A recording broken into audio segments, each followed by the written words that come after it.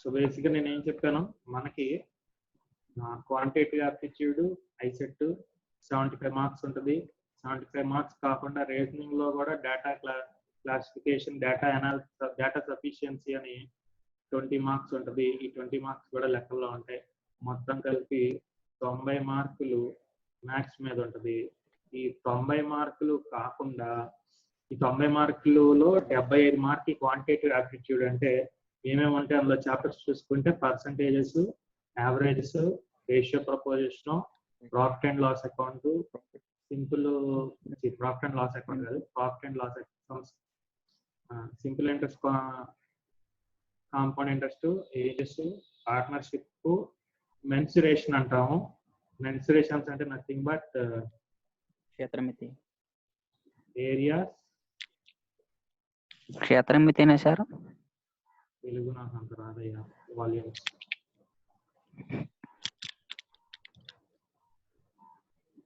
Areas and volumes. ఇంకా అనుకుంటా, రేపు చెప్తాను నీకు అది.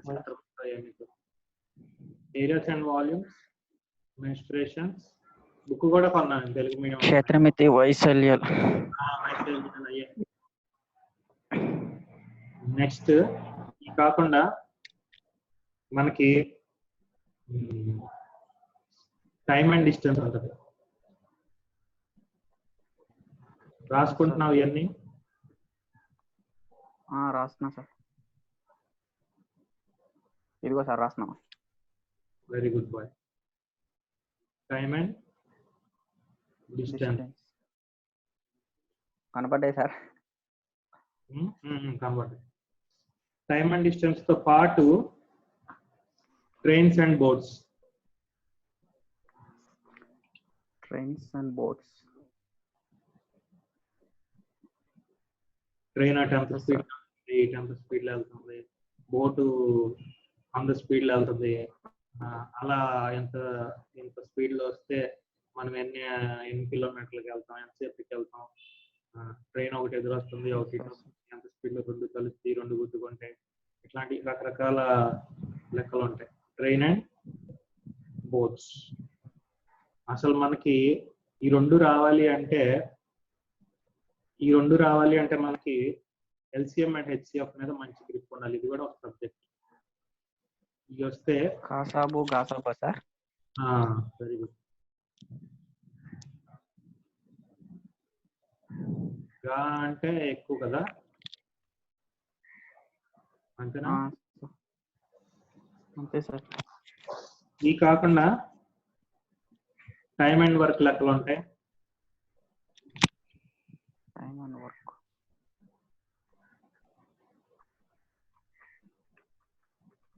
నేను రాసిన మోడల్లో రాసుకోను, అడ్డదిడ్డంగా రాసుకోను. ఎందుకంటే కాన్సెప్ట్స్ ఇవన్నీ percentages, averages, ratio propositions, profit and loss account, simple interest, compound interest, partnership ఒకలాగా లెక్క చేయొచ్చు. ఎల్సిఎం హెచ్సిఎఫ్లతో ఈ లెక్కలు చేస్తాము. Area and volumes pure maths కాదు కానీ ఇంకొక రకం. మమ్మీ తలుపుతి. నెక్స్ట్ ఇవన్నీ నోట్ చేసుకున్నావా? రాసుకున్నా సార్.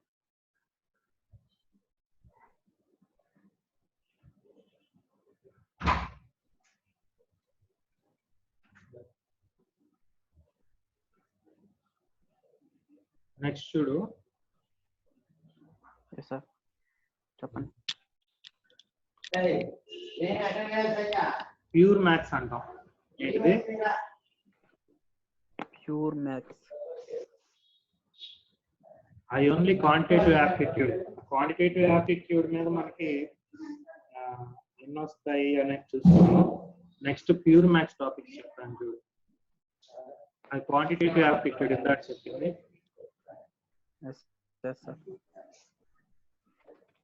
ప్యూర్ మ్యాథ్స్ రాసుకో, చాప్టర్స్ ఏమేమి ఉంటాయో చెప్పండి సార్, రాసుకుంటా. మ్యాట్రిక్స్, సెట్స్, సమితులు, limits, limits, probability, probability, matrix, sets, limits, probability, plane geometry, దీన్నే లేదా coordinate geometry,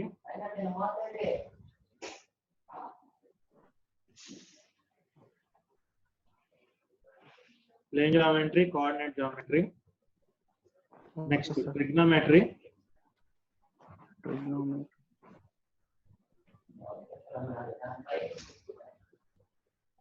next heights and distance.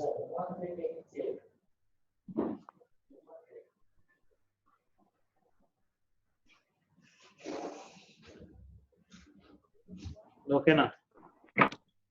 Yes sir, రాసుకున్నా. ఇది కాకుండా మనకి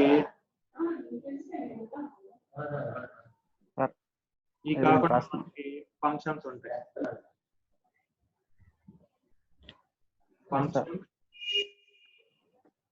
ఫంక్షన్స్ తో పాటు మనకి స్టాటిస్టిక్స్ వస్తాయి. ఇదొక టాపిక్, ఫంక్షన్స్ రావాలి. ఈ ఫంక్షన్స్ కాకుండా మనకి స్టాటిస్టిక్స్ వస్తాయి. ఈ స్టాటిస్టిక్స్ వచ్చేసి 5 మార్క్స్ వస్తాయి మొత్తం మీద. చాలా ఇంపార్టెంట్ టాపిక్ స్టాటిస్టిక్స్ వచ్చేసి.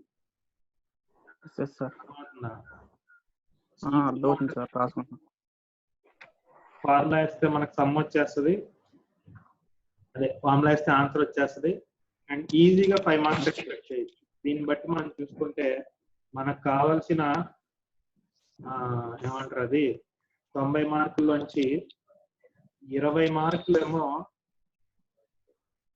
మనకు కావాల్సిన 90 మార్కుల్లోంచి 20 మార్కులు ఏమో మనకి ఎక్కడి నుంచి వస్తాయి? Data sufficiency. అదే sir, reasoning data sir. Data sufficiency బాగా ఏమంటారంటే కొంచెం మైండ్ ఎక్కువ పెట్టాలి. అలాగే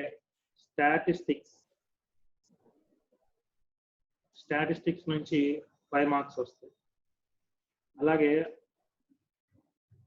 ప్యూర్ మ్యాథ్స్ నుంచి 35 to 40 మార్క్స్ వస్తాయి. అంటే 90లో లెట్ ఇట్ బి అదొక 20, ఇదొక 40, 60 మార్కులు వేసుకుంటే మిగతా మార్కులు ఎక్కడి నుంచి వస్తాయి? Quantitative aptitude sir. Quantitative aptitude నుంచి వస్తాయి. ఇప్పుడు ఏంటంటే ఈ క్వాంటిటేటివ్ యాప్టిట్యూడ్ లో ఇంకా మనం చెప్పుకోవాలి అంటే ఇంకా రిమైనింగ్ డేటా అనాలిసిస్ అన్నాం కదా.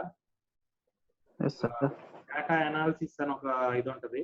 డేటా సఫిషియన్సీని డేటా అనాలిసిస్ కింద తీసుకుంటాం. ఈ డేటా అనాలిసిస్ ఏంటంటే మనకి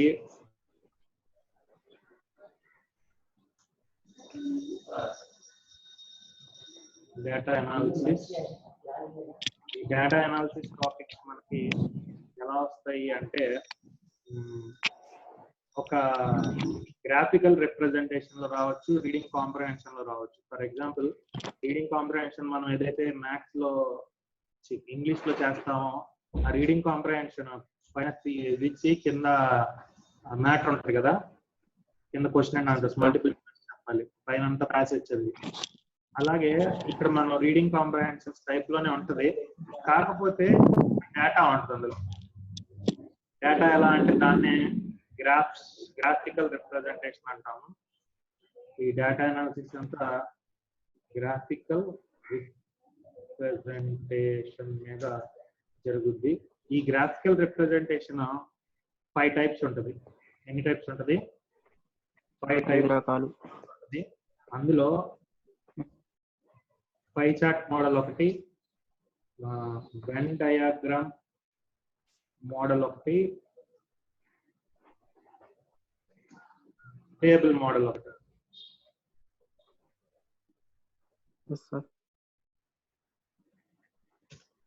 pie chart, Venn diagram model, table model, line chart, bar chart. తెలుసు కదా ఇవన్నీ. పై అంటే ఒక రౌండ్ షేప్ లో ఉంటది. తెలుసు సార్. నార్మల్ గా పై అంటే ఒక రౌండ్ షేప్ లో ఉండి పర్సంటేజ్ పిజ్జా టైప్ లో ఉంటది. వెన్ డయాగ్రామ్ అంటే ఇలా వచ్చి ఇలా వస్తా ఉంటాయి. టేబుల్ మోడల్ అంటే తెలుసు, ఒక డేటా ఒక టేబుల్, స్టాటిస్టిక్స్ టేబుల్ ఎలా వేసుకుంటాం మనం, సేమ్ ఆ టేబుల్ మోడల్లో వస్తుంది. అలాగే లైన్ చార్ట్స్ అని ఇట్లా ఇట్లా వస్తాయి, ఎక్స్ యాక్సిస్ వై యాక్సిస్ లో. అలా కాకుండా బార్ చార్ట్స్ అని కూడా వస్తాయి. బార్ చార్ట్స్ లో ఏంటంటే మనకి ఇలా పైకి కిందకి కిందకి పైకి ఇట్లా బార్స్ పైకి కిందకి ఉంటాయి. ఇయర్స్ అవన్నీ లెక్కేసుకుంటాం. ఈ మోడల్లో మనకి డేటా ఇచ్చి అందులోంచి మల్టిపుల్ చాయిస్ క్వశ్చన్స్ ఇచ్చి సమ్స్ తీయమంటా ఉంటాడు. ఓకేనా సార్? ఒకవేళ డేటా అనాలిసిస్ లో కనుక రాకపోతే మనకి డేటా ఇంటర్ప్రిటేషన్ అని వస్తుంది. ఏంటిది? డేటా అనాలిసిస్ రాకపోతే ఇంటర్ప్రిటేషన్. ఈ డేటా ఇంటర్ప్రిటేషన్ మనకి సింపుల్. ఈ డేటా ఇంటర్ప్రిటేషన్ ఒకవేళ అది రాకపోతే ఇది వస్తుంది సార్.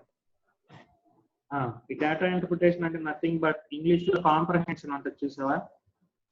ఒక ఇచ్చి మనం ఇది రాయాలి. సేమ్ అదే మోడల్. అంటే ఒక డేటా ఇచ్చేస్తాడు, మ్యాటర్. ఆ మ్యాటర్ లోంచి మనం మాక్సిమం 2 టైప్స్ లో చేసుకోవచ్చు. ఆ మ్యాటర్ లోంచి ఒక టేబుల్ తయారు చేయాలి మనం. ఏం తయారు చేయాలి?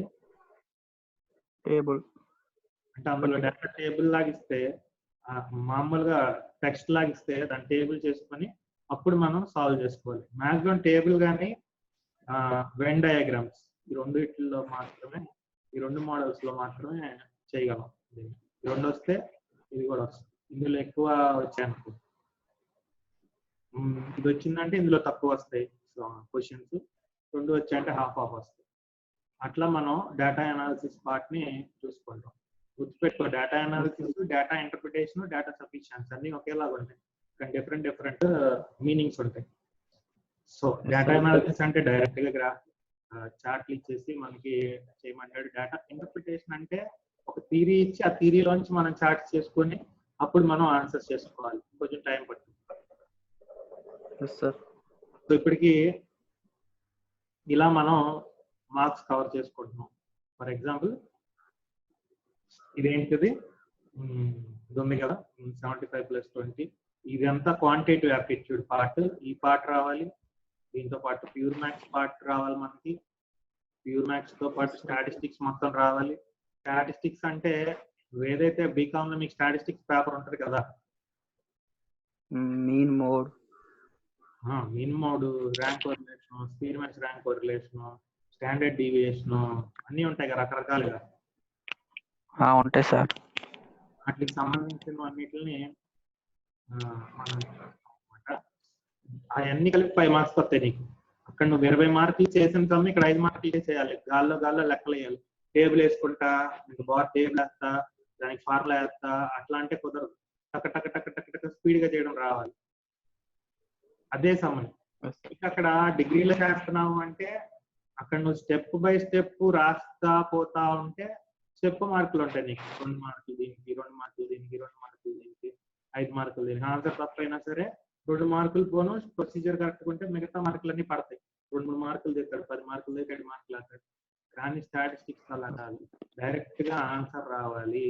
డైరెక్ట్ గా ఆన్సర్ రావాలి అంటే మనం షార్ట్ కట్ మెథడ్స్ లోనే చేయాలి. క్యాలిక్యులేటర్ మీద మొత్తం కొట్టేటట్టు ఉండాలి. సారీ, క్యాలిక్యులేటర్ ఎవడగా క్యాలిక్యులేటర్ పట్టుకెళ్ళొచ్చా?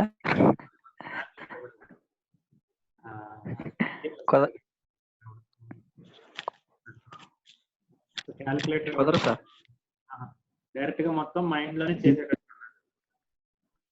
ఎందుకని సార్? క్యాలిక్యులేటర్ ఎవడు ఎందుకు ఇస్తే అందరూ చేసేస్తారు, అందరికి మార్కులు వచ్చేస్తాయి. 100 మార్కులు అదే కదా. అవును సార్. ఇక్కడ బేసికల్ గా మనం తెలుసుకోవాల్సింది ఏంటంటే మనకి 150 minutes ఇస్తున్నాడు మనకి టైం. అవును sir. Time 2 hours, half an hour. 150 minutes ఇస్తున్నాడు, అంటే 2 1/2 hours, half an hour. అంతే సార్. 2.5 hours. ఈ 2.5 hours లో మనం ఏం చేయాలి? 200 క్వశ్చన్స్ అటెండ్ చేయాలి. అంటే క్వశ్చన్ కి నిమిషం కన్నా తక్కువ, అవునా కదా? అవును సార్. నిమిషం కన్నా తక్కువే. మళ్ళీ ఇందులో మనం బాగా సక్సెస్ఫుల్ అవ్వాలనుకో, మాక్సిమం నాకు తెలిసి 45 seconds ఒక క్వశ్చన్ కి మనం ఉండేది. 45 seconds లో అకౌంట్స్ చేసేవాడు అరగంట చేస్తా ఒక సమ్ చేయాలంటే, కానీ ఇక్కడ ఆన్సర్ రావాలంటే 45 seconds లో పని అయిపోవాలి. సో ఇప్పుడు ఈ 45 seconds లో మనకి రావాలి అంటే మామూలుగా మనం ఇదివరకు ఏమన్నా క్వాంటిటేటివ్ యాప్టిట్యూడ్ రాసుకుంటే పెన్ను పట్టుకొని లెక్కలు చేసుకుంటా ఉంటాం. పెన్ను వాడకుండా డైరెక్ట్ గా మైండ్ తో మైండ్ లో మనకు వచ్చేసేటట్టు ఉండాలి.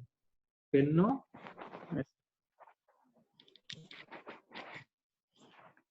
వాడకుండా మైండ్ తో లెక్కలు చేసి అలాగన్నా ట్రై చేయ, మాకేమీ రాదు, డైరెక్ట్ వస్తుంది. అందుకే ఫస్ట్ నెలంతా ముందు నేర్చుకొని తర్వాత నెలంతా ఈ స్పీడప్ అయ్యే ప్రాసెస్ అవి మనం చూద్దాం అట్ల మీద. ఓకేనా? సో మనం చేయాల్సిన ఏంటంటే పెన్ను వాడకూడదు, మనకి కేవలం మైండ్ మాత్రమే వాడాలి. Only brain. అలాగే అట్లీస్ట్ మనకి ఎలా ఉండాలంటే బ్రెయిన్ క్వశ్చన్ చదివే లోపే ఆన్సర్ ఇది అని తెలుసుకోవాలి. అప్పుడే మనం సక్సెస్ అవ్వగలం. అంటే క్వశ్చన్ చూసి చేసి చేయాలంటే కష్టం. ఇప్పుడు నేను సిఏకి ఎలా చదివేవాడిని అంటే, చార్టర్డ్ అకౌంటెన్సీకి నీలాగే ప్రైవేట్ గా నేను ఇలా కోచింగ్ కూడా తీసుకోలేదు, ఓన్ గా ట్రై చేశాను. ఫస్ట్ టైం ఫెయిల్ అయ్యాను. తర్వాత అసలు ఎందుకు ఫెయిల్ అయ్యానా అని నాకు ఒక కసి వచ్చేసి ఆటోమేటిక్ ఏం చేశానంటే, ఒక 4 రోజులు నేను ఒక రూమ్ లో లాక్ చేసుకొని ఆ బుక్స్ లెగడం, బుక్స్ చదవడం, పడుకోవడం, ఆ బుక్స్ మీద పడుకుని పోవడం, ఆ రేంజ్ లో కనుక చేస్తే నాకు ఎగ్జామ్కి వెళ్ళినప్పుడు మ్యాథ్స్ ప్రాబ్లం ఉండేది. 50 marks మ్యాథ్స్ ఉంటే 60 marks 140 marks వరకే మిగతా సబ్జెక్ట్ అన్ని కలిపి ఉండేది. మ్యాథ్స్ మొత్తం వదిలేసాను, నాకు రాదు. మిగతా 140 marks లో 120 marks తెచ్చుకున్నాను నేను చార్టర్డ్ అకౌంటెన్సీలో. అందుకే మీ టాలీ గీలీ వదిలిపోయిగా ఉన్నాను. నాకన్నా బాగా అంటే ఆడితే నాకన్నా డెప్త్ గా అయితే చెప్పలేదు. ఎక్కడ దాకో సబ్జెక్ట్ తీసుకెళ్ళగలను. ఇన్ డెప్త్ గా ఒక క్వశ్చన్ మీద 2-3 గంటలైనా చెప్పగలం. ఒకే క్వశ్చన్ మీద. సిఏ క్వశ్చన్స్ అలా ఉంటాయి. సో అలాగా చదివే లోపలే నేను ఎగ్జామ్ సెంటర్కి వెళ్ళగానే క్వశ్చన్ చూడగానే దీని ఆన్సర్ 2, దీని ఆన్సర్ 3, దీని ఆన్సర్ 4 అని గుర్తుకొచ్చేవి. ఆ రేంజ్ లో పిచ్చగా ప్రిపేర్ అయ్యాను.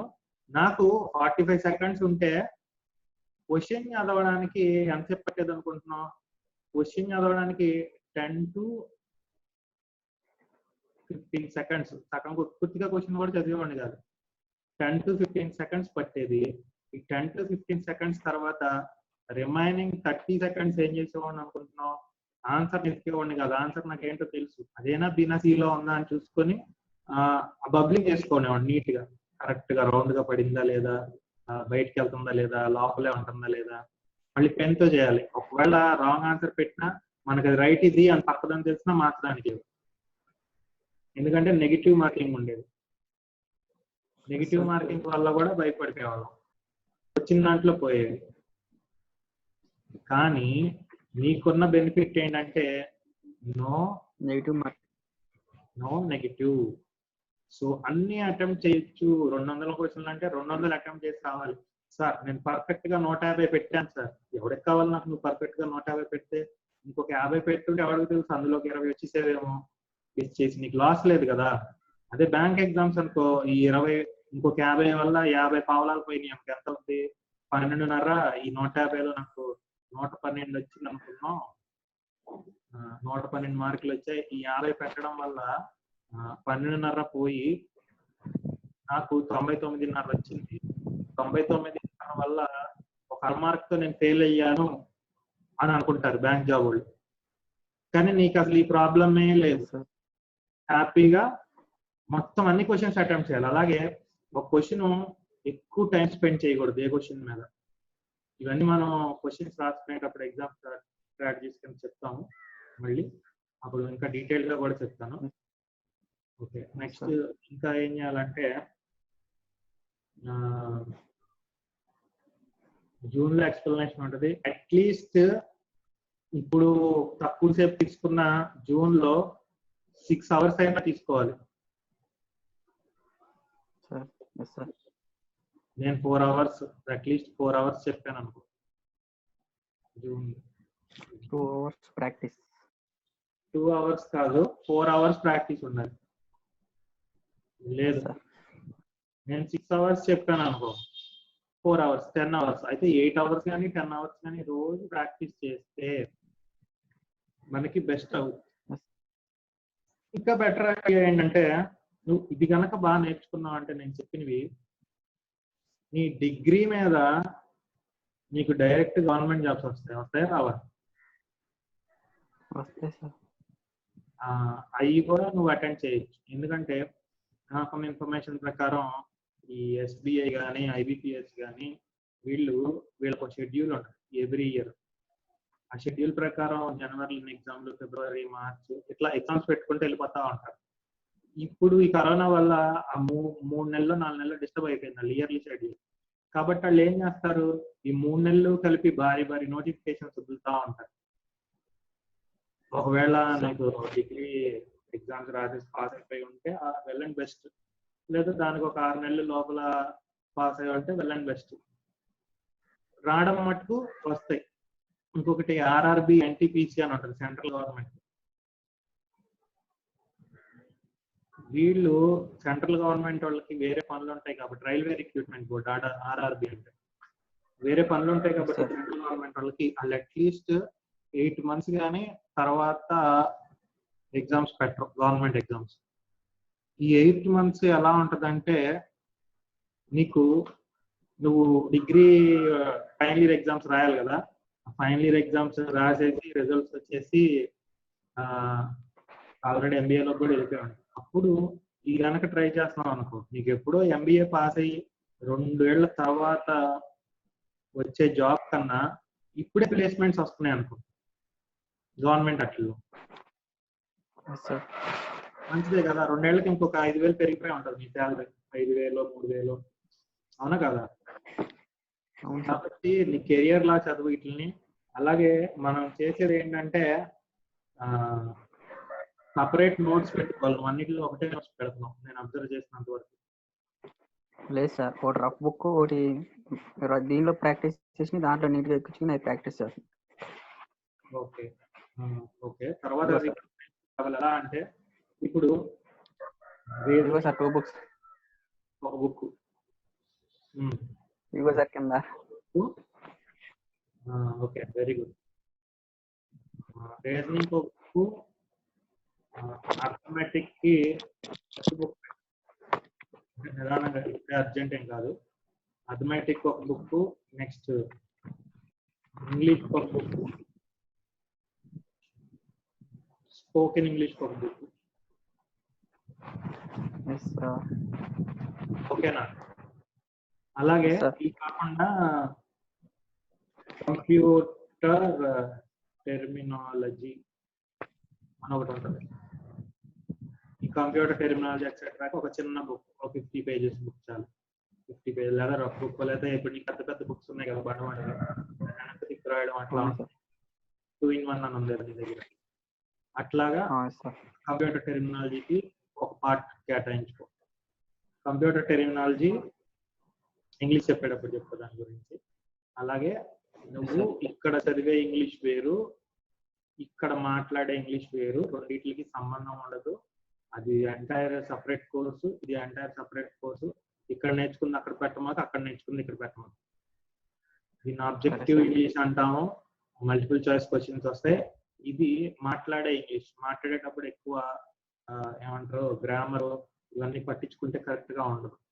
ఫర్ ఎగ్జాంపుల్ నీకు స్పోకెన్ ఇంగ్లీష్ నేర్పించేటప్పుడు ఎప్పుడైనా తెలుగు ఇలా మాట్లాడారా, నువ్వు మాట్లాడేది తప్పు, అందులో సువర్ణ దీర్ఘ సంధి లేదు, అది గుణసంధి, గుణసంధిలోనే మాట్లాడాలి అని అన్నావు ఎప్పుడైనా? అనలేదు కదా, అది నౌన్. అట్లా నేను స్పోకెన్ ఇంగ్లీష్ లో కూడా పట్టించుకోను, నువ్వు అక్కడ వర్బ్ వాడాలి, ఇక్కడ నౌన్ వాడాలి అని.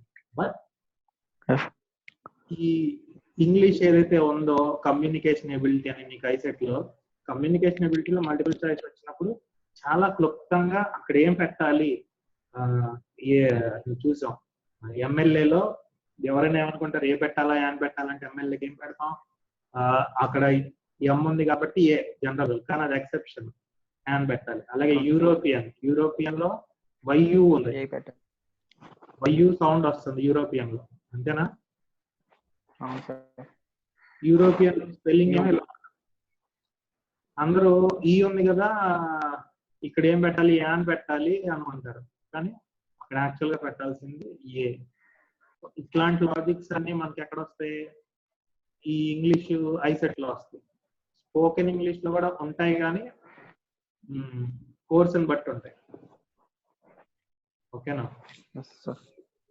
నెక్స్ట్, సో ఇంకొకటి ఏంటంటే సపరేట్ నోట్స్ పెట్టుకున్నా సరే ఏ రోజుకి ఆ రోజు ప్రాక్టీస్ చేయాలి. ఇప్పుడు నేను మీకు 6 గంటలు 4 గంటలు క్లాస్ చెప్పాను అనుకున్నాను, 4 గంటలు క్లాస్ చెప్పిన తర్వాత అమ్మయ్య ఇవాళ నేర్చుకున్నాం కదా చాలు, మళ్ళీ నేర్చుకున్నాం రేపు కొత్త టాపిక్ కన్నా కాదు.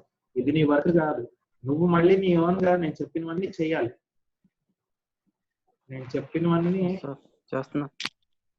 ప్రాక్టీస్ చేయాలి. నేను హోంవర్క్ ఇచ్చిందే కాదు, ఇవాళ జరిగిన క్లాస్ మొత్తం ప్రాక్టీస్ చేయాలి. నెక్స్ట్ డే డైలీ బేసిస్ కానీ డైలీ బేసిస్ మీద ఇవాళ ప్రాక్టీస్ అయిపోవాలి. నెక్స్ట్ ఇంకొకటి ఏంటంటే, ఇప్పుడు మనం మంచి కాలేజ్ ఎలా సెలెక్ట్ చేసుకుంటాం ఐసెట్ కి? ర్యాంక్ బట్టి స్కోర్. ఎలా? మంచి ర్యాంక్ బట్టి సార్, మంచి ర్యాంక్ బట్టి వస్తే మంచి కాలేజ్ వస్తుంది. ప్లేస్మెంట్స్ వస్తాయని చెప్పింది కరెక్టే. మనం మంచి కాలేజ్ అని దేని అనాలి అంటే ప్లేస్మెంట్స్ వచ్చే కాలేజ్ అంటాం. అంటే ఆ కాలేజ్లో మనం చదివామంటే వెళ్ళేటప్పుడు మనల్ని సెలెక్ట్ చేసుకోవాలి. ఇప్పుడు లత్పూర్ కాలేజీలు బొచ్చులు ఉన్నాయి, ఇప్పుడు ఏమంటారు ఈ కృష్ణా జిల్లా మొత్తం మీద. దాంట్లో చదువుతాము, ఎగ్జామ్ అయిపోతే ఇంకా వాళ్ళకి మనకి సంబంధం ఉండదు. సర్టిఫికేట్ కోసం వెళ్ళామంటే గవర్నమెంట్ నుంచి డబ్బులు వచ్చాక ఇస్తామంటారు, లేదంటే నో అబ్జెక్షన్ సర్టిఫికేట్ ఏదో తీసుకురా ఇచ్చేస్తామంటారు, లేదా మన ఫీజు మనం కట్టేసామంటే సర్టిఫికేట్ వచ్చేస్తుంది, ఎగ్జామ్ పాస్ అయ్యి. తర్వాత వాళ్ళేం మనకి జాబ్స్ గురించి పట్టించుకోరు. పెద్ద పెద్ద కాలేజెస్ మనం చదివాము, వాళ్ళు మనం పట్టించుకోవట్లేదు, మనకి ఏ జాబ్ రావట్లేదు అని తెలిసే లోపల 1 year అయిపోద్ది. సో ఇది కరెక్ట్ పద్ధతి కాదు. మనకి మన ఎంత గవర్నమెంట్ కాలేజెస్ లో ఎన్ని ప్రోగ్రామ్ జరుగుతున్నా ఎప్పుడు సక్సెస్ అయ్యి ఉంటే అన్ఎంప్లాయ్మెంట్ రేట్ ఇవాళ 70 నుంచి 80% ఎందుకు ఉంటుంది మొత్తం జనాభాలో? మొత్తం అవుతుందా? బయటికి వెళ్ళే గ్రాడ్యుయేట్స్ అందరూ 90% అన్ఎంప్లాయిడ్ గానే ఉంటున్నారు, 10% సక్సెస్ అవుతుంది. అందులో మనం ప్లేస్మెంట్స్ వచ్చే కాలేజీలు సెలెక్ట్ చేసుకోవాలి. సో ప్లేస్మెంట్ వచ్చే కాలేజ్ సెలెక్ట్ చేసుకోవాలంటే అందులో మనకి ఫస్ట్ సీట్ రావాలి. అంటే సీట్ వచ్చి ప్లేస్మెంట్స్ వచ్చేదాన్ని మంచి కాలేజ్ అంటాం. నెక్స్ట్ మంచి కాలేజ్ మనకు రావాలి అంటే మంచి ర్యాంక్ రావాలి. మంచి ర్యాంక్ మనకు రావాలి అంటే గుడ్ ప్రాక్టీస్ 4 hours ఉండాలి. ఎవరికి ఉండాలి? నాకా నీకా? నాకే సార్. మీకు ఎందుకు సార్, మీరు ట్రైనర్ కదా సార్. ఓకే, ర్యాంక్ వచ్చింది నీకే వస్తుంది, నాకేం రాదు. So 4 hours practice excluding, not including, excluding my training hours. నేను ట్రైనింగ్ ఇచ్చిన 4 గంటలు అవని 6 గంటలు అవని అవి కాకుండా ఎక్స్ట్రా నీ 4 hours ప్రాక్టీస్ చేసుకోవాలి. అది ఎర్లీ మార్నింగ్ 6ంటికి లెగుస్తావో 4ంటికి లెగుస్తావో, పొద్దున్న 2 గంటలు సాయంత్రం 2 గంటలు చేసుకుంటావు, ఎలా చేసుకుంటావు నీ ఇష్టం. కానీ నీ అంతటి నువ్వు 4 గంటలు కష్టపడాలి. ఈ 2 నెలలు నీకు కావనుకో, ఈ 2 నెలలు నీకు కావు, నీ ఫ్యూచర్ కోసం, నీ ఫ్యూచర్. అలాగని నాలాగా ఏంటంటే నాకు 600 అంత ర్యాంక్ వచ్చింది, కానీ ₹1,00,000 ర్యాంక్ వచ్చింది తీసుకున్నాడు కాలేజీలో, నేను చదివి MBA. అంత కష్టపడి చదివి మనకి పిచ్ కాలేజీలో జాయిన్ అవ్వమాకు, మంచి కాలేజీలోనే జాయిన్ అవ్వు. దగ్గరగా ఉంది కదా ఏం వెళ్తాం అన్నట్టు అట్లాంటివి ఏం పెట్టుకోమంట, వెళ్ళిపో. Okay sir. Okay sir. ఎందుకంటే ఎక్కువ తెలియని వాళ్ళ దగ్గర గొప్పోళ్ళ ఉండడం కన్నా బాగా తెలిసిన వాళ్ళ దగ్గర ఏమి తెలియని వాళ్ళ ఉండడం గ్రేట్. మనం కొంచెం డెవలప్ అవుతుంది. హై లెవెల్ కాలేజెస్ ఎక్కడైనా సెలెక్ట్ చేసి మన విఎస్ఆర్ డిగ్రీ కాలేజ్లో నేనే తోపు అనుకుంటే KLUకి అలాంటి వాటికి వెళ్ళామంటే మనకన్నా తోపులు ఉంటారు. ఆడిందని అడిగి తవ్వుతున్నాడు ఒకడు ఉంటాడని. అసలు మీకు కాంపిటీషన్ జరుగుతూ ఉంటాయి. ఆ కాంపిటీషన్స్ ఎప్పుడైనా పార్టిసిపేట్ చేశారా వేరే కాలేజెస్కి వెళ్ళి, పేపర్ ప్రజెంటేషన్స్ అట్లాంటివి?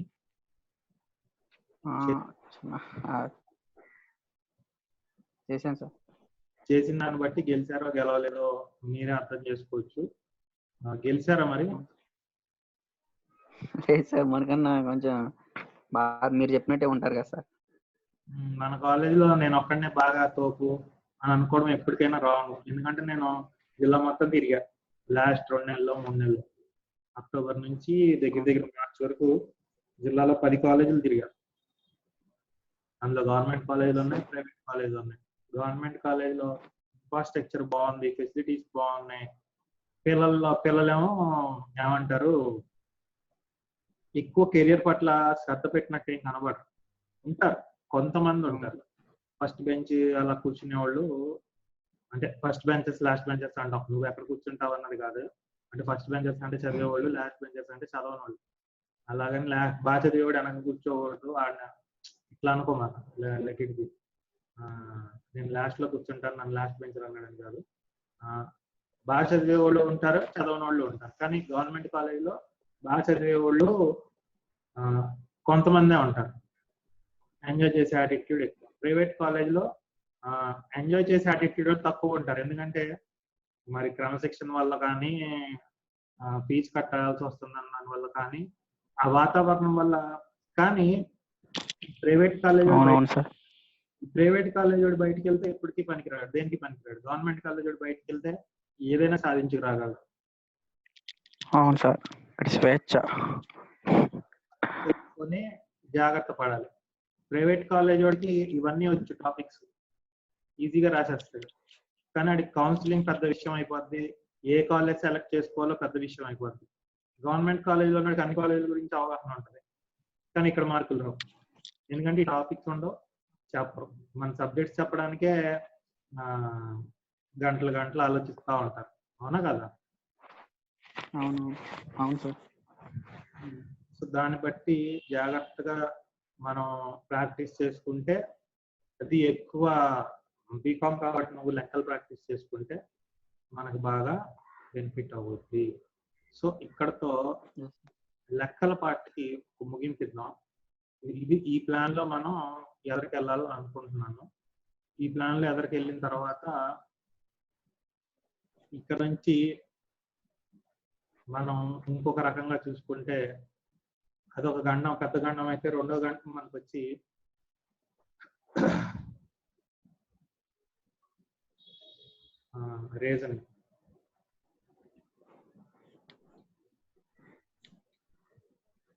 రీజనింగ్, దీన్నే అనలిటికల్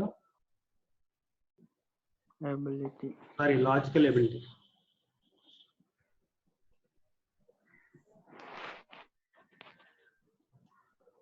లాజికల్ ఎబిలిటీ అని ఇచ్చాడు సిస్టంలో. సో ఇక్కడ మనం తెలుసుకోవాల్సింది ఏంటంటే, మనకి చూసుకో, ఇక్కడ మనకి అనలిటికల్ ఎబిలిటీలో రీజనింగ్ లో 75 క్వశ్చన్స్ వస్తాయి. ఎన్ని వస్తాయి? 75. క్వశ్చన్స్ వస్తాయి. ఈ 75 క్వశ్చన్స్ మనకి ఇప్పుడు మా మ్యాథ్స్ వదిలేసే మైండ్ నుంచి ఇది రీజనింగ్ మారిపోయింది. సపరేట్ హెడ్డింగ్ పెట్టుకో, సపరేట్ పేజ్ లో రాసి పేజ్ పక్క తీసుకో. ఓకే, ఇక్కడ ఎలా చెప్పాలి అంటే ఈ 75 క్వశ్చన్స్ లోంచి మనకి 20 డేటా సఫిషియన్సీ వస్తుంది. ఏంటిది? Data sufficiency.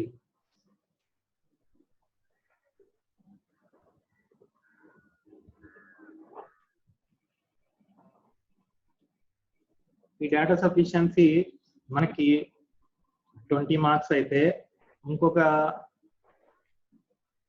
10 marks data analysis.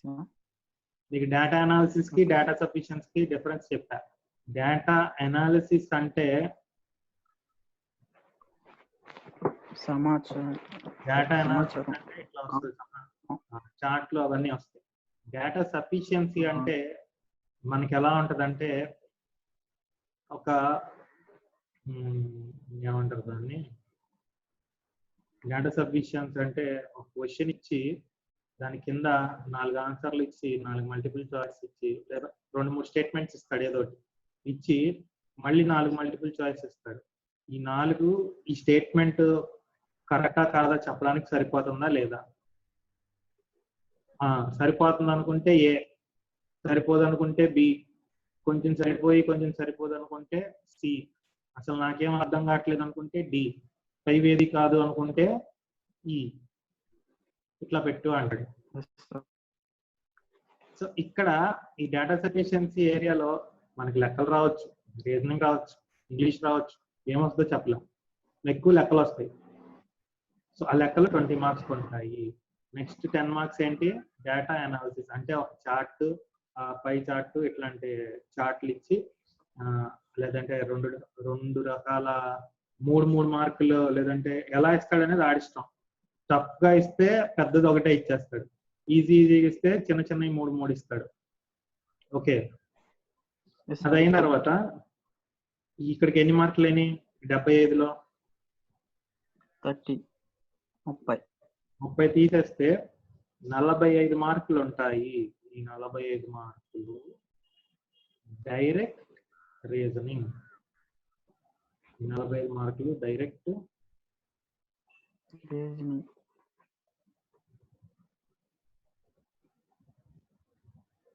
Reasoning.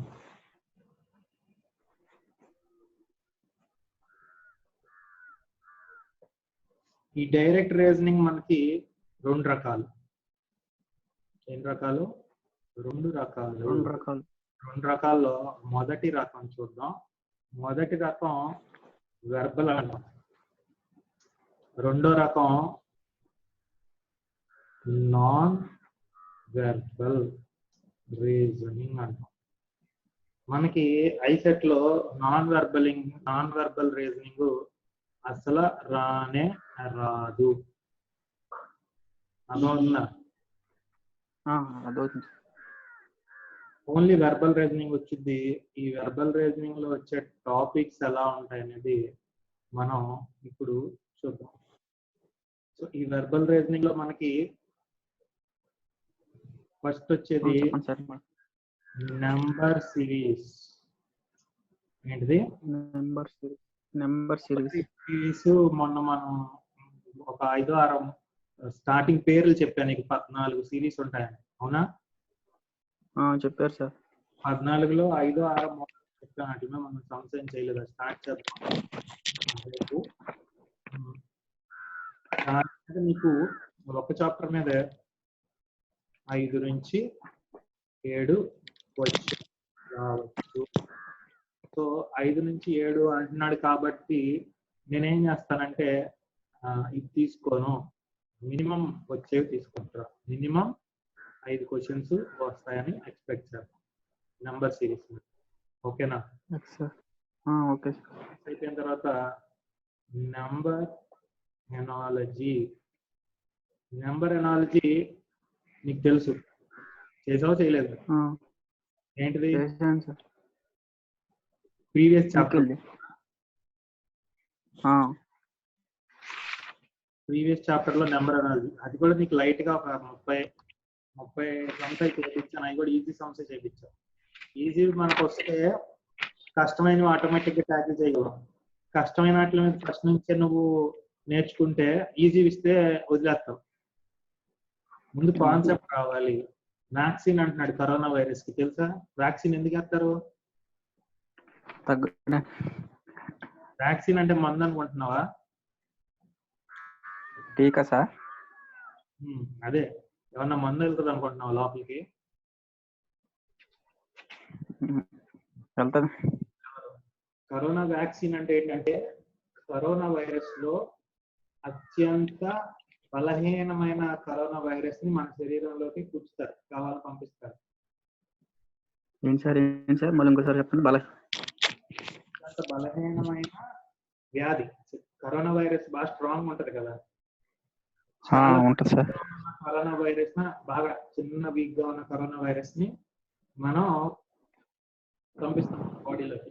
దాని ద్వారా అది దాన్ని నాశనం చేస్తుందా మన బాడీ. ఫర్ ఎగ్జాంపుల్ నీకు ఎలా చెప్పాలంటే, మన క్లాస్ లో ఒకడు ఉంటాడు బాగా సన్నగా పొట్టిగా కొంచెం, వాడు వచ్చి నీ దగ్గర ఇసుకిస్తున్నాడు, నిన్ను బాగా ఇసుకిచ్చి చిరాకు తెప్పిస్తున్నాడు. అరిసావు, పోరా అవతలకి అన్నాం, అట్లా మళ్ళీ పోరా అన్నాం, గట్టిగా అరిసావు. మూడోసారి ఏం చేస్తావు? ఇంతే ఉన్నాడు వాడు, ఎక్స్ట్రా అవుతున్నాడు, ఒక్కటి వీక్. అవునా కదా?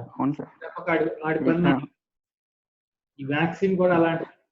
ఎప్పుడైతే చిన్నది కనుక చిన్నోడిని మనం కొట్టామో, నెక్స్ట్ ఇంకొంచెం పెద్దోడు వచ్చి ఇసుకిచ్చాడు అనుకో, నెక్స్ట్ టైం ఆయన కొట్టా నేను కొట్టలేనా అన్న కాన్ఫిడెన్స్ తో కొడతావా కొట్టవా? ఐడి కూడా ఇసుకిస్తున్నాడు అంటే బాగా కొడతాం. అలాగే మన బాడీకి కూడా రేపు పొద్దున్న నిజమైన వైరస్ వచ్చి అటాక్ చేస్తే, ఆల్రెడీ నేను ఇలాంటి ట్యాకిల్ చేశాను కదా, మన బాడీ మళ్ళీ ఆయనకి కొట్టి పంపించేటట్టు ఉండాలి. సో దానికోసం ఈజియెస్ట్ గా ఉండే వైరస్ ని మన బాడీలోకి పంపిస్తారు. ఇప్పుడు నేనేం చేస్తాను, మన కంట్రీలో వచ్చింది సార్ అది. మన కంట్రీలో వచ్చింది సార్ అది. ట్రయల్స్ జరుగుతున్నాయి. అదే అది తెలుసుకోవడానికి 2 సంవత్సరాలు పడతాయి. మొట్టమొదటి రోగం మలేరియా 1000 సంవత్సరాలు ఉందంట. ఈ సంవత్సరం మసూచినో ఏదో ఉంది, అది 2000 సంవత్సరాలు ఉందంట. పోలియో 400-500 సంవత్సరాలు ఉందంట. అయితే ఈ రోగాలు రాకుండా ఉంటే అసలు భూమి మీద చాలా మంది ఉండేవారు అయితే సార్. అందులో మన ఇండియాకి మరీ ఎక్కువ ఇలాంటి రోగాలు ఇట్లన్నిటితో. కాబట్టి మన వాళ్ళకి రోగం యొక్క శక్తి ఎక్కువ ఉంటది. ఇప్పుడు అదంతా మీకు మన వాళ్ళు ఎక్కువ పసుపు వెల్లుల్లిపాయలు అయి తింటారు కదా సార్, అంటే ఎక్కడ మిర్చి. కానీ ఎక్కడ టెక్నికల్ గా అయితే ప్రూవ్ అవ్వాలి ఈ 2 వల్ల కరోనా రాదు అని. ఇప్పుడు నేను నీకు ఇదంతా ఎందుకు చెప్తున్నానంటే, నీ బ్రెయిన్ లో కూడా నేను ఈ సబ్జెక్ట్ అంతా ఈజీగా పంపిస్తాను అన్నమాట, సింపుల్ గా. ఎప్పుడైతే సింపుల్ అర్థమైందో, నీకు ఈ ప్రాక్టీస్ మీద అలవాటు మీద సింపుల్ ఒక 50-100 సమ్స్ చేపిస్తాను అనుకో, కష్టమైనది ఒకటి వస్తే ఈజీగా చేసి అవతల భారత్వం ఎన్ని చేయలేదు ఇదో లెక్క. కష్టమైన 4 చెప్పాను అనుకో, నీకు విరక్తి పుట్టింది జీవితం మీద, నాకు లెక్కలు రావు అని పారిపోతావు, వదిలేసి. అట్లా నేర్పిస్తే అలాగే ఉంటుంది. సో అట్లా మనం ఈజీగా హ్యాపీగా జాలీగా నేర్చుకుంటే వెళ్దాం. బోల్డ్ టైం ఉంది కాబట్టి, బోల్డ్ అంటే తక్కువ టైమే ఉంది, నువ్వు ఎంత వాడుకుంటావో దాన్ని బట్టి. నెక్స్ట్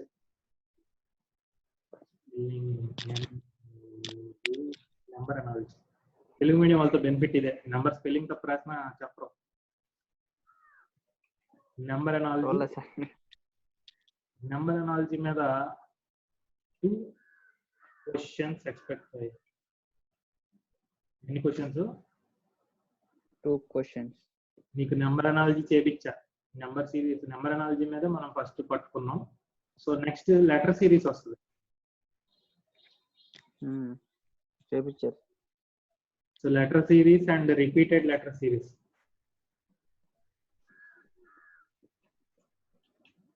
ఇవన్నీ ఒకేలాగా ఉంటాయి. ఏంటి సార్ చెప్పిందే చెప్తున్నారు అని అనుకోవచ్చు, కానీ అందులో లాజిక్స్ ఉంటాయి. ఈ రిపీటెడ్ లెటర్ సిరీస్ మీద ఐసెట్ లో 5 క్వశ్చన్స్ వస్తాయి. ఎన్ని వస్తాయి? 5 questions.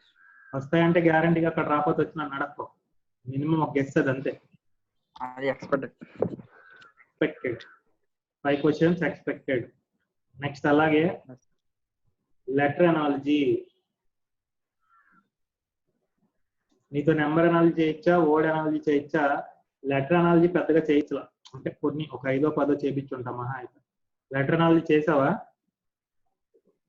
తక్కువ చేయించారు సార్. చేశాను. లెటర్ అనాలజీ 2 క్వశ్చన్స్ వస్తాయి. ఎన్ని వస్తాయి? Okay sir, 2 questions expected. 2 questions expected. అలాగే number classification and letter classification.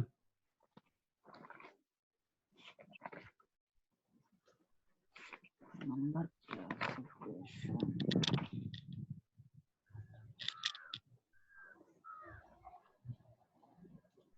Number classification and letter classification మీద మినిమం 10 to 8 మార్క్స్ వస్తాయి. Yes sir. 10 to 8 మార్క్స్ అంటే 8 క్వశ్చన్స్. 8 questions. Okay sir. చేయొచ్చు expected. అలాగే word analogy మీద ఒక క్వశ్చన్ ఎక్స్పెక్ట్ చేయొచ్చు. So చూస్తే నీకు ఇప్పటికే అర్థం అవ్వాలి నేను ఫస్ట్ అది ఎందుకు పట్టుకున్నాను. ఇక్కడ నెంబర్ అనాలజీ మీద 2 క్వశ్చన్స్ ఉందా, లెటర్ అనాలజీ మీద 2 క్వశ్చన్స్ ఉందా, వర్డ్ అనాలజీ మీద 1 క్వశ్చన్. ఈ పాటికి నువ్వు బుక్ తీస్తే 5 మార్కులు, నీకేమి రాకపోయినా 5 మార్కులు రావాలి. ఒక ప్రీవియస్ పేపర్ కనుక చూసుకుంటే టెస్ట్ పేపర్ ఒక యూనిట్ అయిపోయింది కాబట్టి. ఓకేనా? నెక్స్ట్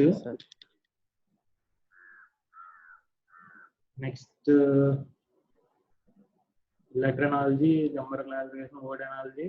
వర్డ్ క్లాసిఫికేషన్ ఒక క్వశ్చన్ చూడొచ్చు. ఓకే. 1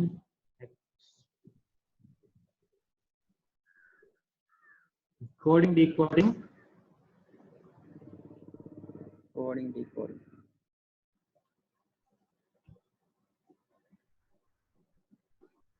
coding decoding. సుమారు కోడింగ్ డీకోడింగ్ ఒక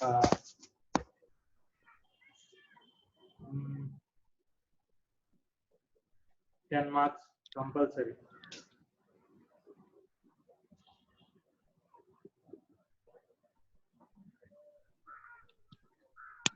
ఓకే. కోడింగ్ డీకోడింగ్ అయిపోయిన తర్వాత లాజికల్ వెన్ డయాగ్రామ్. ఏంటిది? Logical Venn diagram. Logical Venn diagram. Venn diagram అని తెలుసుగా ఎట్లా ఉంటాయి. తెలుసు. ఈ logical Venn diagrams data analysis part లో ఎందులో డేటా అనాలిసిస్ ఇక్కడ చెప్పాను చూసావా, డేటా. ఈ డేటా అనాలిసిస్ పార్ట్ లో ఒకవేళ ఇది రాకపోతే ఈ data analysis based on data interpretation. ఒకవేళ అది రాకపోతే ఇది వస్తుంది. Okay sir.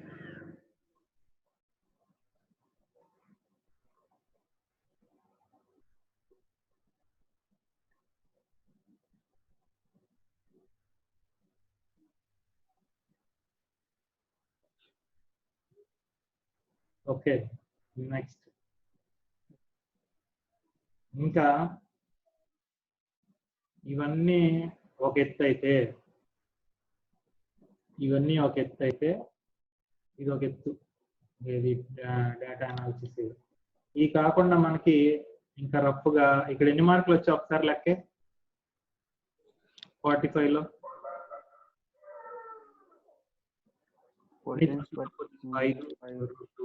7 ఇంకా 7 5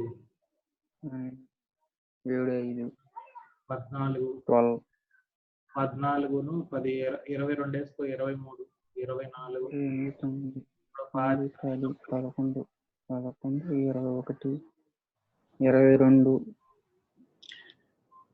22 వచ్చినాయి సార్.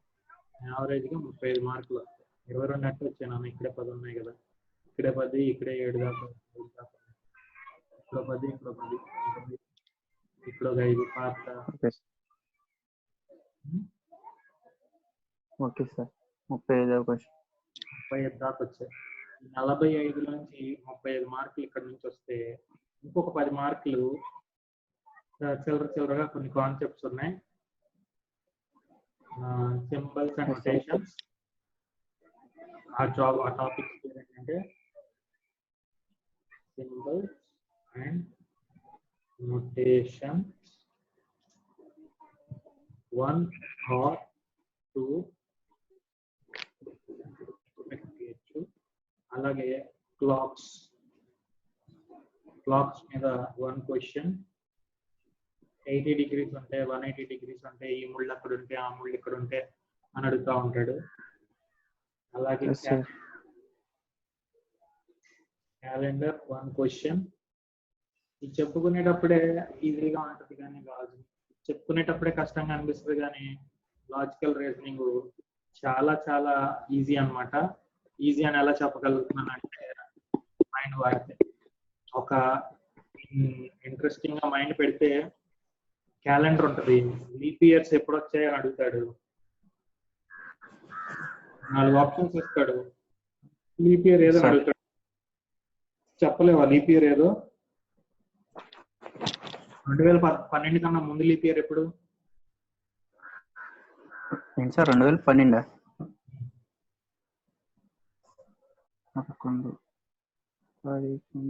11 8 సార్. 2012 తర్వాత లీప్ ఇయర్ తర్వాత అంటే 16. ఇన్ని లీప్ ఇయర్ కన్నా ఒక ఇయర్ గ్యాప్ వచ్చింది మధ్యలో. అవి కనుక మనకు వచ్చేసినాయి అనుకో ఆటోమేటిక్ గా ఏం చేయొచ్చు మనం? క్యాలెండర్ వచ్చి క్యాలెండర్ ఈ నెల ఈ వారం 15వ తారీఖు వచ్చిందంటే వచ్చే నెల 16వ తారీఖు ఏ వారం వచ్చిందని అడుగుతాడు. క్యాజువల్ గా చెప్పి నెలకు 30 రోజులు ఉంటాయి, 30 + 1 31 వారాలు 7 ఉంటాయి. వారాలను లెక్కేసుకుని నోట్ చెప్పగలిగితేనే మనం ఎప్పుడైనా సరే సక్సెస్ అవుతాం. నోట్ తో చెప్పగలిగేది క్వాంటిటేటివ్ యాప్టిట్యూడ్. నోట్ లెక్కల మీద రావాలి. మనం 56 × 67 అంటే దీని మీద రాస్తాం. కానీ అదే కూరగాయలు కొనుక్కునే వాళ్ళ దగ్గరికి వెళ్తే టక్కుమని చెప్తారు. మళ్ళీ మీరు చదువుకునే వాళ్ళ అని అడుగుతారు వాళ్ళు. ఆ నోట్ వాళ్ళకి వచ్చు, మనకు రావు.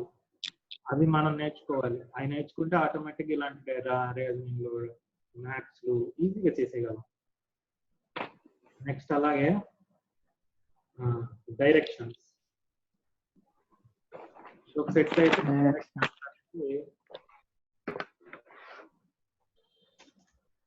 ఈ డైరెక్షన్స్ అనేది ఒక సెట్, ఒక క్వశ్చన్ రావచ్చు దీంట్లో.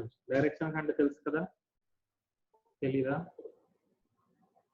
డైరెక్షన్స్ ఎలా ఉంటుంది అంటే ఇట్లా ఇక్కడ తూర్పు పడమర ఉత్తరం దక్షిణం, అక్కడ ఇక్కడ నుంచి మొదలయ్యి ఇటు వెళ్ళి ఇక్కడ ఉన్నాడు, ఈ మొదటి ప్లేస్ లోంచి ఇక్కడికి అంత దూరం ఉంది అని అడుగుతాడు. దానికి ఫార్ములాస్ వేయచ్చు, లేదంటే డైరెక్ట్ గా ఒక 5 సెంటీమీటర్లు ఏదో 10 ఇటు వెనక్కి వచ్చాడు, 2-3 సెంటీమీటర్లు ఎక్స్ట్రా ఉంటాడు, అట్లా చెప్పచ్చు. సో ఈజీ డైరెక్షన్స్ కూడా.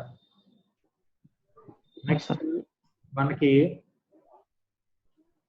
Blood relations.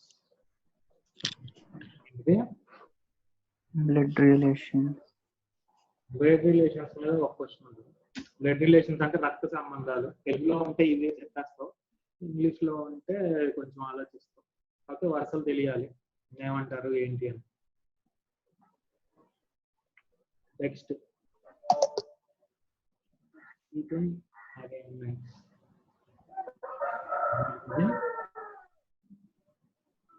Seating arrangements seating arrangements వచ్చేసి మనకి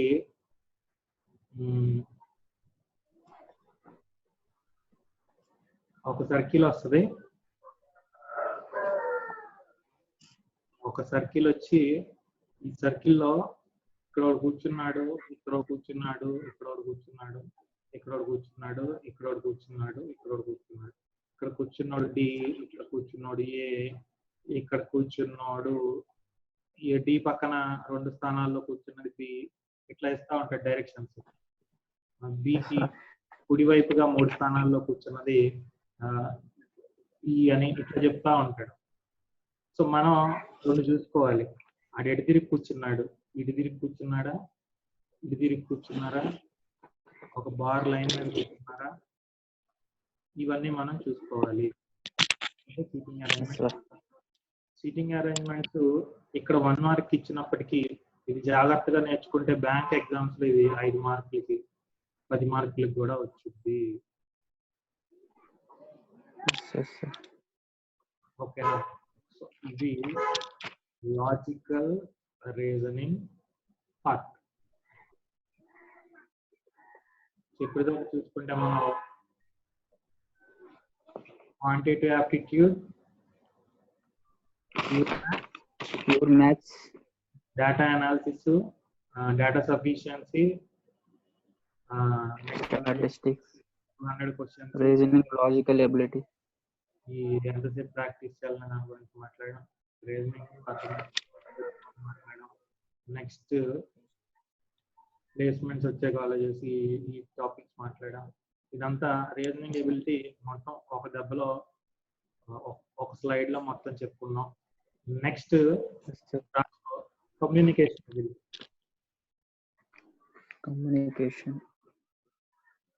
కమ్యూనికేషన్ ఎబిలిటీ మన భాషలో ఇంగ్లీష్.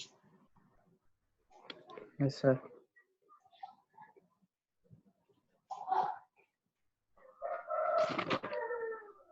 అవ్వట్లేదు కదా VPN ఎక్కించిన కాడి నుంచి, స్పీడిఫై ఎక్కించిన కాడి నుంచి స్ట్రక్ అవ్వట్లేదు కదా?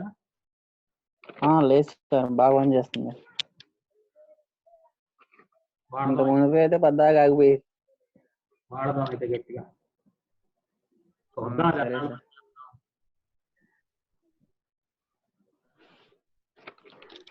వాయిస్ కూడా క్లియర్ కనబడుతుంది, అంత మునుపు అయితే కట్ అయిపోయి. లంచ్ చేసావా? లేదు సార్, మీరు కూడా చేయలేదు కదా సార్. ఇంగ్లీష్ చెప్పిన తర్వాత బ్రేక్ ఇస్తాను, లంచ్ చేసి వచ్చి మళ్ళీ. సో ఇప్పుడుకి ప్రతి పుస్తకంలో మొదటి పేజీలో ఉండాలి ఇవన్నీ. దేని మీద నుంచి ఎన్ని క్వశ్చన్స్ వస్తాయి, దేని మీద నుంచి ఎన్ని క్వశ్చన్స్, నేను మర్చిపోయినా నువ్వు గుర్తు చేసేటట్టు ఉండాలి. ప్రతి మార్క్ ఇంపార్టెంట్, కాన్సెప్ట్ ఇంపార్టెంట్. మార్కుల పరంగా ఎక్కువ చదవాలి, మాకు కాన్సెప్ట్ పరంగా చదువు. అలాగే ఇప్పుడు మనం చేయాల్సింది ఏంటంటే ఐసెట్ లో కమ్యూనికేషన్ ఎబిలిటీ అని ఉంటుంది, దాన్నే ఇంగ్లీష్ అంటాం. ఇంగ్లీష్ రావాలి అంటే చాలా నేర్చుకోవాలి మనం. As a Telugu medium student, Telugu మీడియమే కదా నువ్వు? అసలు నీకు ఎప్పుడైనా డిఫరెన్స్ తెలుసా? ఐసెట్ ని 2 ఉంటాయి. వొకాబులరీలో ఫస్ట్ పార్ట్ 2 ఉంటాయి. ఏంటంటే ఒకటి యాక్రోనియం, 2 అబ్రివేషన్. దాని అబ్రివేషన్ చెప్పు అంటుంటారు తెలుసా? ఫుల్ ఫామ్ అంటారు సార్. యాక్రోనియం చెప్పు, అబ్రివేషన్ చెప్పు, ఇట్లా అంటుంటారు. ఇప్పుడు ఐసెట్ యాక్రోనియమా అబ్రివేషనా? యాక్రోనియం అంటే ఏంటి సార్? అది అయ్యే మనం తెలుసుకోవాల్సింది ఇంగ్లీష్ లోకి వచ్చినప్పుడు. సో అసలు ఐసెట్ అంటే ఏంటి? ఇంటిగ్రేటెడ్ కామన్ ఎంట్రన్స్ టెస్ట్ అంటే exam sir, MBA. Integrated common entrance test. కానీ అందరూ దాన్ని ఐసెట్ అని పిలుస్తారా లేదంటే ఐసిఈటి అంటారా? ఐసెట్ అని పిలుస్తారు. కలిపి ఎప్పుడైతే పలుకుతున్నామో దాన్ని యాక్రోనియం అంటాం. Okay, yes sir. అలా కాకుండా మనం రేపు పొద్దున్న ఏ కాలేజీలో జాయిన్ అవుతున్నాం అంటే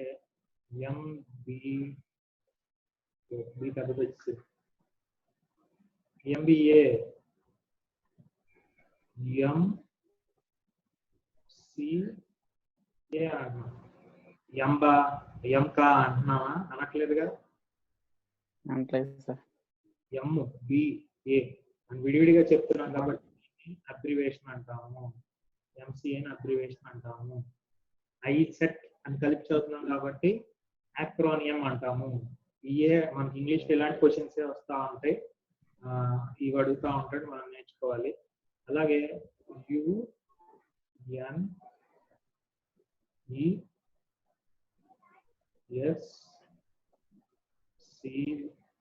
దీని పేరేంటి?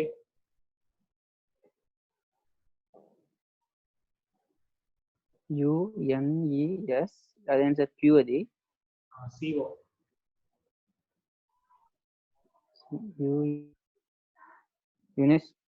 UNESCO sir.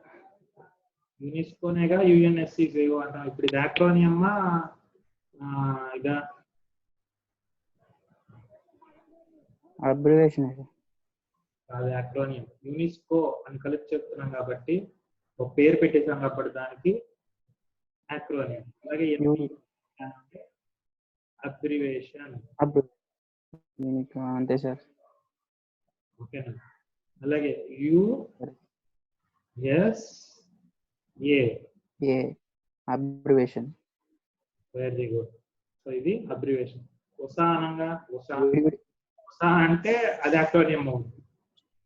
ఓకే సార్, కలిపి చదువుతున్నాం కాబట్టి. Okay, very good. సో ఇట్లా మనకి ఎగ్జామ్స్ ఉంటాయి. దీన్నే మనం కమ్యూనికేషన్ ఎబిలిటీ అంటాం.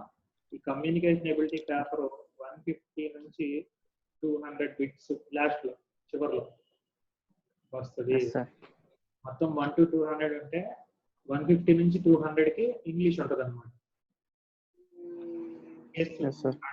మనం ఏం చేయలేం. సో ఇందులో కూడా మనకు కావాల్సింది ఏంటంటే మనకి 50 మార్కులకి ఇంగ్లీష్ ఉండదు. ఒక కంప్యూటర్ 160 నుంచి 170 క్వశ్చన్స్ లో ఈ 10 క్వశ్చన్స్ కి సెట్ కి మనకి కంప్యూటర్స్ ఉంటాయి. నువ్వు చెప్పినట్టే ఏమంటాయి?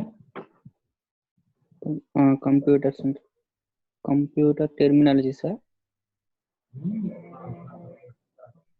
టెర్మినాలజీ.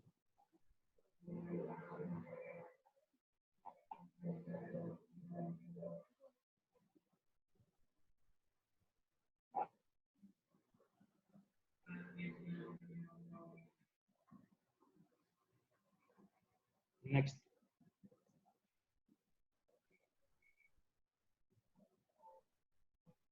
ఇది అయిపోయిన తర్వాత మనకి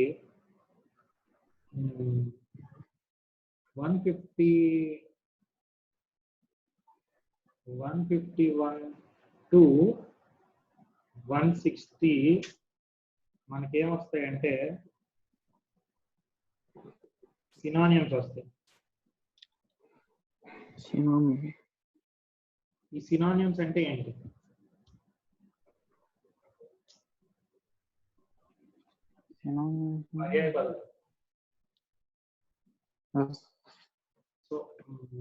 సో ఇక్కడ మనకి ఎక్కువ 10 మార్క్స్ ఇస్తాడు. మనకి వొకాబ్యులరీ మెయిన్ ఇంపార్టెంట్. ఇక్కడ వర్డ్ పవర్ బాగా ఇంపార్టెంట్ గా రావాలి. ఈ వొకాబులరీ వర్డ్ పవర్ మనకు రావాలి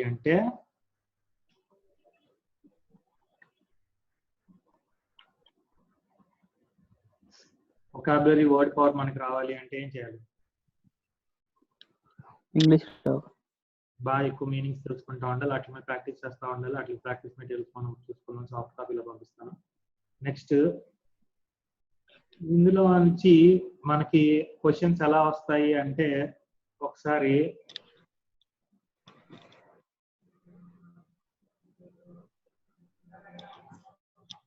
ట్రంపిట్ అని ఒక వర్డ్ ఉంటుంది. ట్రంపిట్, డొనాల్డ్ ట్రంప్ కాదు, ట్రంపిట్. ట్రంపిట్ కి అలా క్వశ్చన్ ఇచ్చి ఆన్సర్ చేస్తాడు మనకి. arrogance, enthusiastic, victory, obedience. వీటిలోంచి మనం ఒక కరెక్ట్ ఆన్సర్ సెలెక్ట్ చేసుకోవాల్సి వస్తుంది. మనకి ఇక్కడ arrogance అన్నా కరెక్ట్ కాదు, బ్రెయిన్ లేదు అంటాం arrogance ని. ఒబీడియన్స్, ట్రంపిట్ అంటే ఒబీడియన్స్ కూడా కాదు, ఒబీడియన్స్ అంటే అణిగిమణిగి ఉండడం. ఎంతూజియాజం అంటే ఉత్సాహం, ఆతృత ఇట్లా ఉంటుంది కదా, దాన్ని ఎంతూజియాజం అంటాం. ఇవి కూడా కాదు.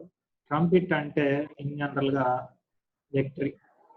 మీనింగ్స్ తెలుసుంటే మనకి ఈజీగా వస్తాయి. సో వీటిని ఎలా డీల్ చేయాలి అనేది కూడా నేను ఆర్టికల్స్ రాస్తాను పెద్ద పెద్ద మ్యాగజైన్స్ కి. వాళ్ళకి ఆర్టికల్స్ ఎలా అనాలిసిస్ చేయాలి ఏంటి అని అన్ని రాశాను.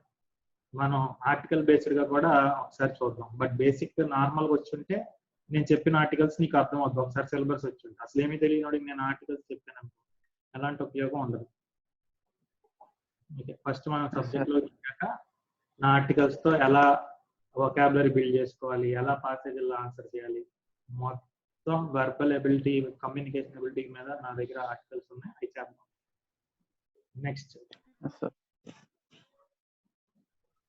నెక్స్ట్ చూసుకుంటే 170 to 180 ఏదో ఉంటుందని చెప్పా, కంప్యూటర్ టెర్మినాలజీ. సో 160 to 170 కదా, 171 to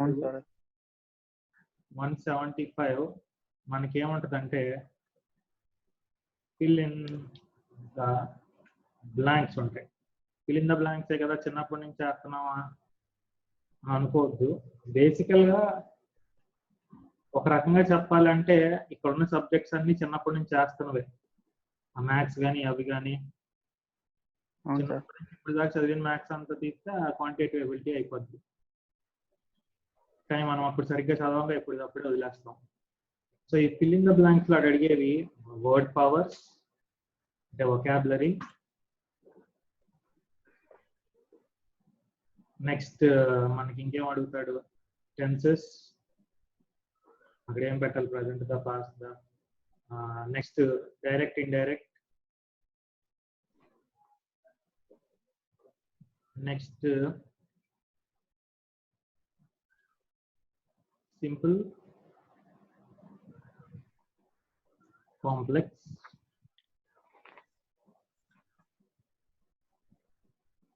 కాంపౌండ్. వర్డ్స్ స్టేట్మెంట్స్ వాడాలి. సో నెక్స్ట్ అయిపోయాక మనకి 176 to 180 ఎలాంటివి అడుగుతాడంటే ఫ్రేజల్,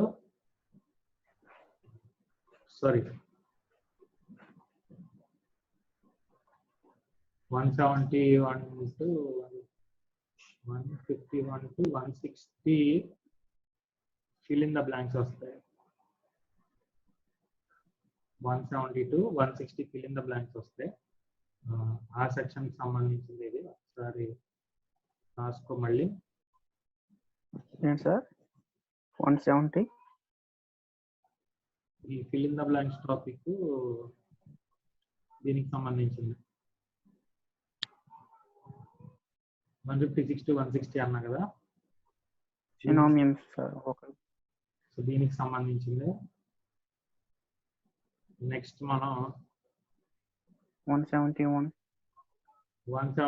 to 175 ఏం చేస్తాం అంటే మనం ఫంక్షనల్ గ్రామర్,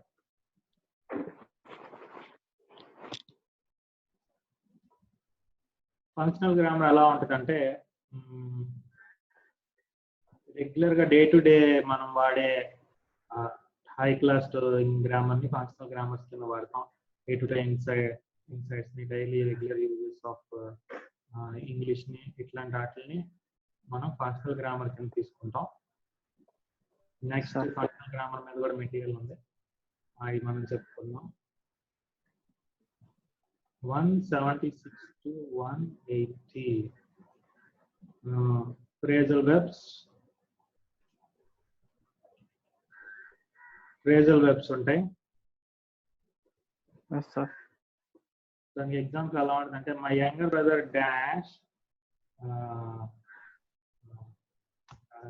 లాస్ట్ టైం అని ఉంటుంది. అట్లా ఒక బ్లాంక్ ఇచ్చేస్తాడు. ఈ ఫ్రేజల్ వర్బ్స్ మీద మనం అవి ఏంటని మెటీరియల్స్ లో ప్రాక్టీస్ చేద్దాం. Phrasal verbs, items, idioms. Next one word substitutes. ఏంటది? One word substitutes. Next confused words.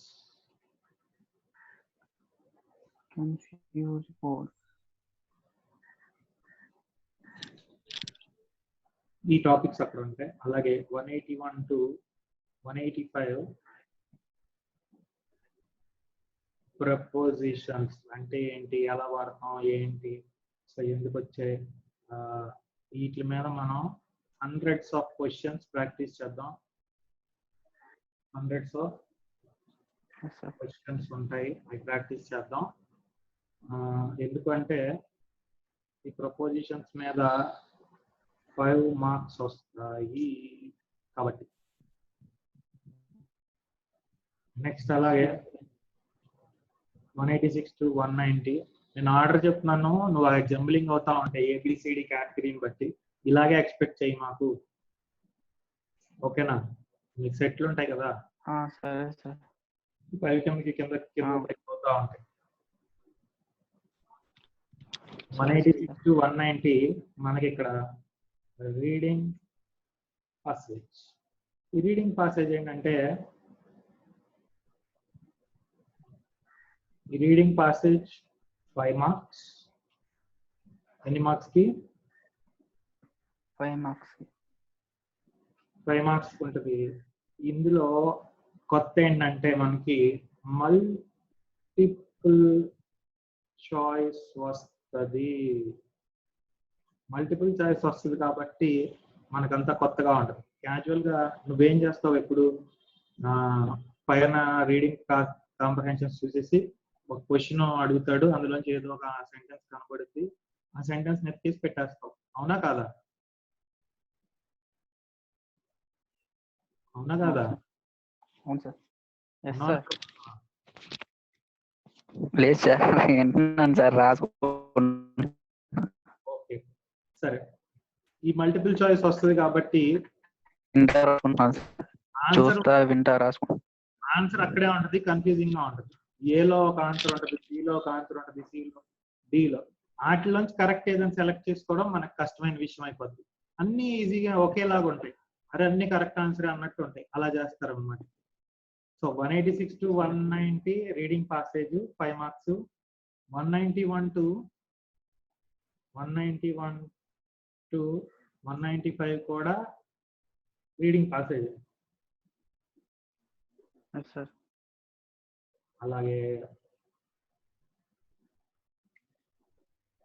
195 to 200 కూడా రీడింగ్ పాసేజ్.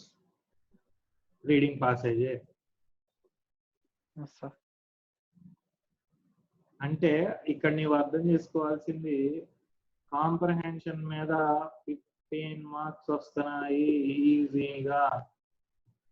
ఈ 15 మార్క్స్ ఎట్లా డిజైన్ చేస్తారు, ఎట్లా ఇస్తారు? ఒక వర్డ్ వొకాబులరీ మీద ఉంటుంది ఒక క్వశ్చన్,